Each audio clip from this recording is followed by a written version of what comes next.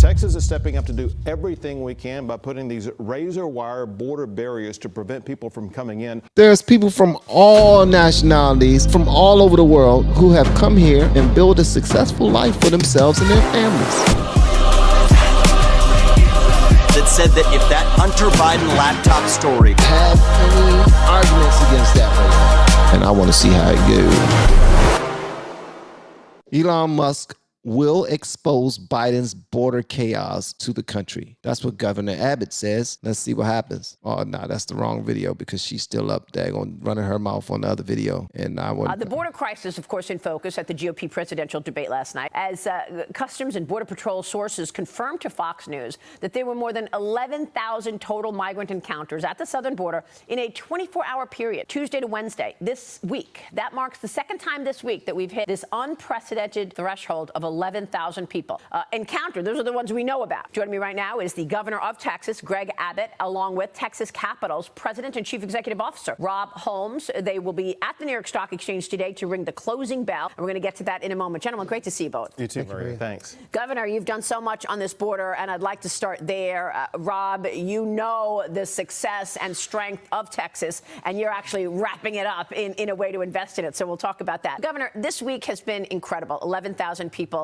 encountered. How would you assess this week at the border? Listen, it's chaos. It's a catastrophe. wow. Y'all see that? And it's a Y'all see that? byproduct of Joe Biden's open border policies. Maria, remember Holy this, crap. 3 years ago, we had the lowest border crossings in 40 years. It's because of 4 policies put in place by Donald Trump: Remain in Mexico, Title 42, End, Catch, and Release, and Build a Border Wall. Joe Biden came in and eliminated all of those policies. Last year was an all-time record of illegal crossings. This year is going to set another all-time record of illegal crossings. Americans have had it. Texas is stepping up to do everything we can by putting these razor wire border barriers to prevent people from coming in, only to have President Biden's staff cut those razor wires and illegally allow people to enter our country. Is outrageous. Well, Why? I just want to know why. Could y'all give me a good reason why? Even if you don't support Biden, could you please give me a good reason why they will say, you know what? Nah, no.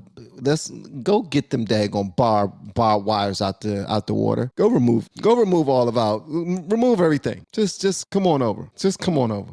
You are among the few, the only one doing anything in terms of stopping this chaos at the border. You've put this razor wire up. You also put buoys in the water. They're trying to change that as well. So why? Why did they cut the wire? What is the answer to this? So Texas is the only state in American history that's actually repelled illegal immigrants. Biden does not want that to happen. Biden wants those illegal immigrants to come into the United States. We are at war on the border. The war on the border is between Texas and the United States of America. The right way, Biden? You're the president, bro. What type of leadership is that?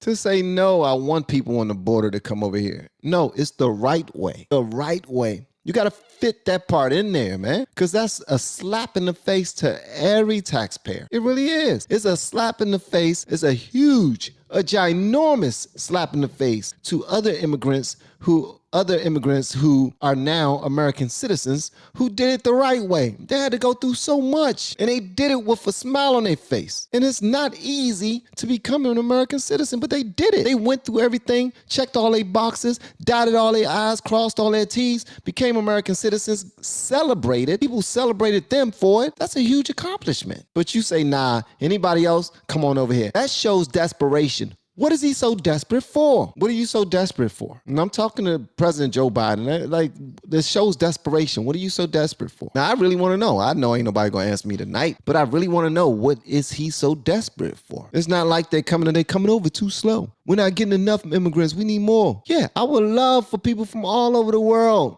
to continue to make this the best melting pot in the world. United States of America is the best melting pot in the world, period. There's people from all nationalities, from all over the world who have come here and built a successful life for themselves and their families. Unbelievable. Now, you're in New York today to ring the closing bell with Rob. I want to get your take on whether or not you were able to see the impact of that border crisis here in New York. I know you're only here for a day, but we've got the Roosevelt Hotel, which is not too far from here. You've got migrants, obviously walking all over the streets, and they want jobs, but the Biden administration wants to give them jobs. Did you get a sense of any of that here in New York? Because we've heard from Eric Adams. So we know what's going on in New York. However, most of the public does not know this fact. So people are aware that Texas has bused people to New York, 15,800. Most of the migrants in New York, however, were sent here by Joe Biden. This is a problem in New York caused by Joe Biden, as well as other cities across America. It's why Joe Biden is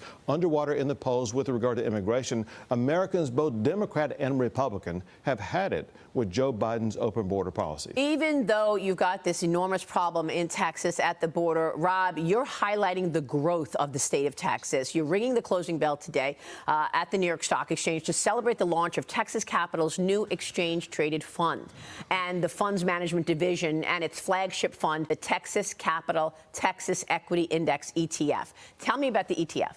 The ETF comprises 222 companies in Texas. It's highly diversified. It's a microcosm of the economy of Texas, $2.4 trillion, 10% of the U.S. economy, more Fortune 500 companies, close to 100 Fortune 1000 companies. It's growing faster than the rest of the United States. It's 10% of the U.S. economy. It's highly diversified, as evidenced by the governor and I were talking about last night, the top 5 holdings: Tesla, Schwab, McKesson, Waste Management, Exxon. Texas is doing a damn good job business-wise. Sheesh, Texas. That's annoying. Texas is getting to that money. Texas is getting to that bread. They getting to that moolah, baby. Think about that is how more diversified and strong can the economy be? You know, it's interesting because you think about Texas, you don't always think about Tesla, but this has been an incredibly hot stock, and it's in the ETF. That obviously bodes well for the ETF, and your governor have led a growth story in Texas. How would you analyze the growth of Texas right now? What's most important for us to understand about the economy of Texas? There's no economy in America that's growing as fast as the state of Texas. That's one reason why history is being made today, because Texas is the only state in the United States that has our own ETF.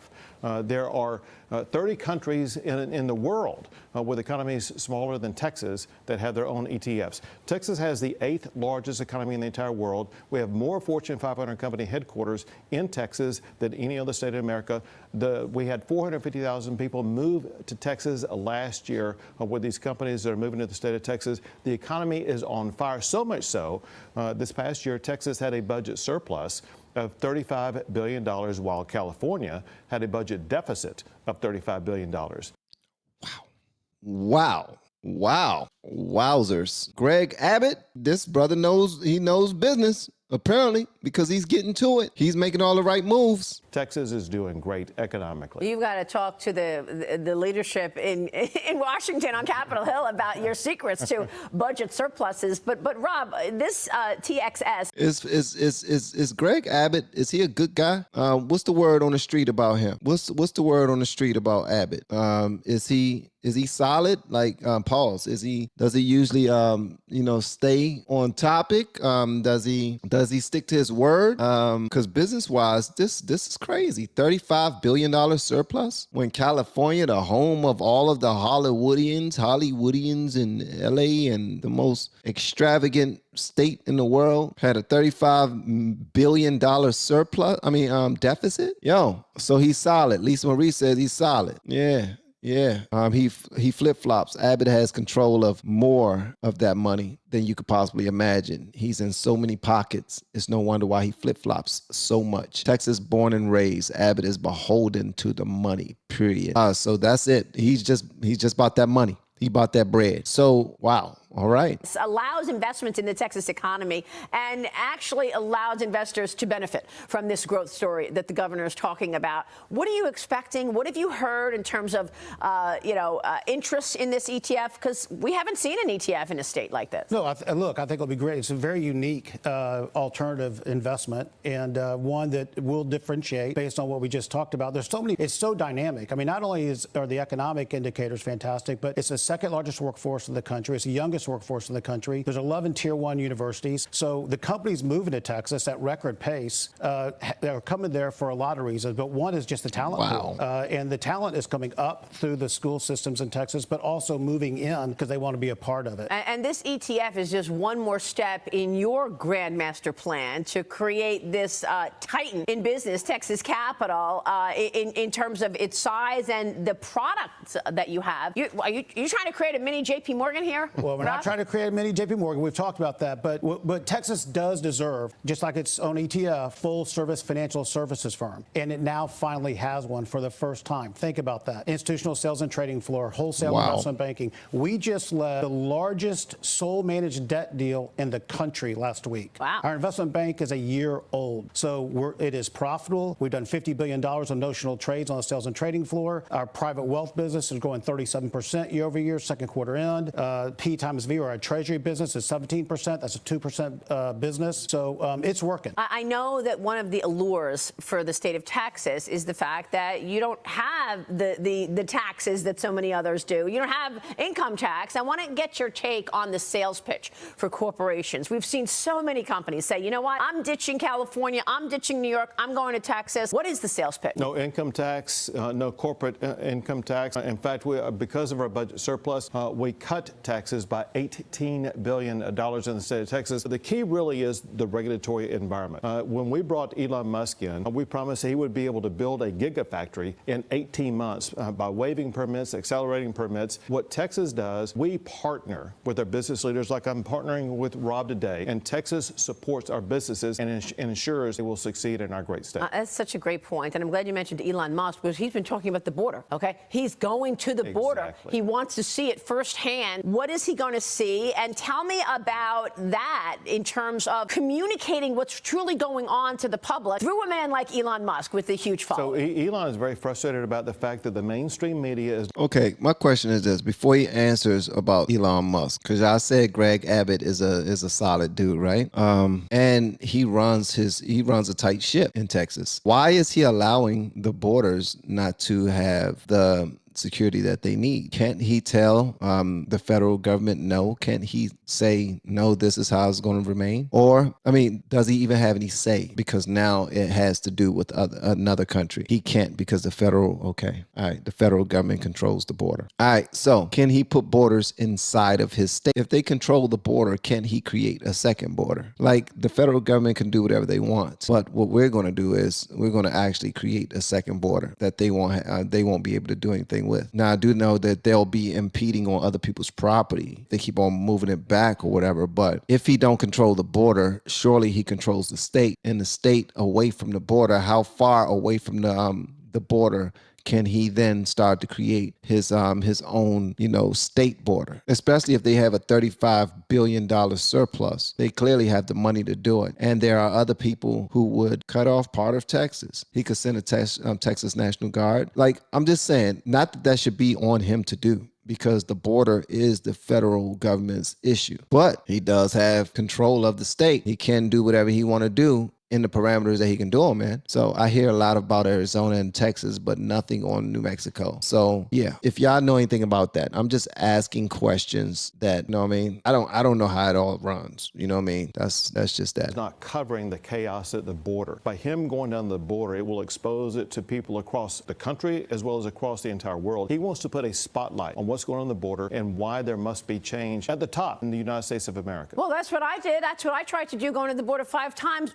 one of the first times I went to the border, I was embedded with the Border Patrol, and a little girl was coming across the river. She must have been 10 or 11. My guy, the Border Patrol, went over and started speaking Spanish to her. Where are you going? What are you doing? And as soon as he approached her, she lifted her shirt. And I remained. I said to him, what was that about? And he said, Maria, that's what she thinks she has to do when approached by authority. This is disgusting. And Y'all heard that, right? A little girl had already been schooled and taught that this is how you get ahead in life. Already at a very young age, this is how you get ahead in life. You approach the young lady to make sure that she's okay, speaking in her native tongue. First thing she does is expose herself, because she was taught that this is how you get ahead. This is how I will be protected. This is how I will get my money. This is how.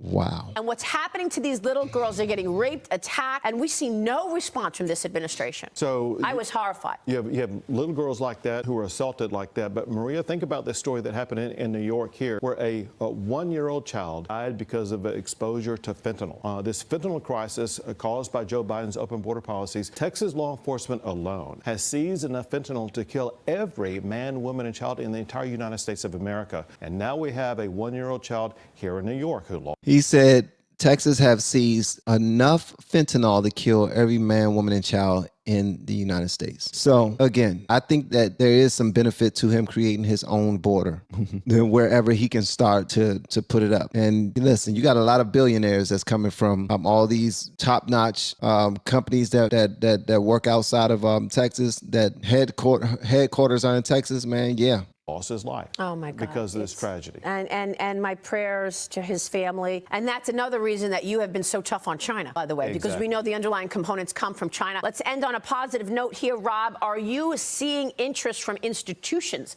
as well as individuals from this ETF? Because you really want to appeal to a large pool of potential investors. Oh, for sure. But, you know, these ETFs, they grow slowly over time, but we're growing just fine. We're outperforming. We've outperformed since inception. It's a little down, but it's down a lot less than the other indices. So we're really pleased with the performance so far. Well, have a great day at my old stomping. Well, I will say this, man. I wish I knew how to speak money the way they do. These guys right here, they mastered the art of business. And yeah, I would love to do that myself because I have goals. And I can only imagine opening up a headquarters of a large company somewhere like Texas. That would be amazing. Or just opening up a company in Texas, period. That would be dope. But yeah, he definitely did shift from child entanglement to fentanyl. He didn't want to even touch that. He didn't want to touch that. And they could have talked. They could have spoke about that ad nauseum, and I could have learned a lot about him. But I do see that he knows how to stick and move. He knows how to stay away from certain topics. So yeah, Abbott is yeah, he got out of that topic real quick. You're right. He didn't even really address that too much. And I would have had a lot more to say if I was the Texas governor, because that happened in your state, bro.